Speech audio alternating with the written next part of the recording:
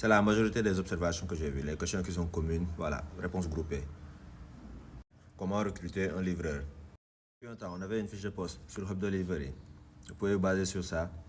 Mais la fiche de poste, elle se ressemble beaucoup à la fiche de poste d'un chauffeur. C'est pratiquement la même chose. C'est un opérateur sur un engin. La fiche de poste va servir à mieux décrire ce que vous attendez. De préférence, vous voulez qu'un contrat soit signé entre les deux.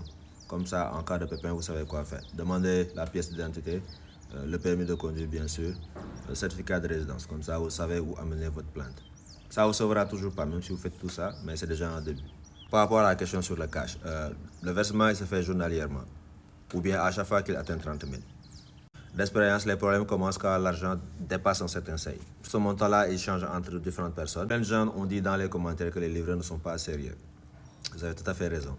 Mais si c'est à cause de ça que vous ne faites pas un business, vous n'en ferez aucun au Sénégal. Juste de votre maximum de votre côté. N'acceptez pas l'incompétence ou la médiocrité. Pour réussir dans le business, il faut rester en business. Donc c'est une course de fond, pas de vitesse forcément. Et si vous vous améliorez tout le temps, lentement mais sûrement, c'est une question de temps avant que vous atteigniez le succès que vous cherchez.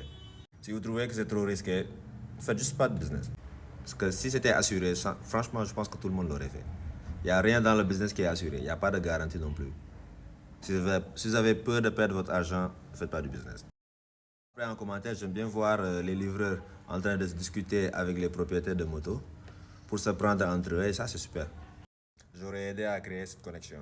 Et comme toujours dans le transport, la première étape, c'est de mettre un GPS. Traxero peut aider.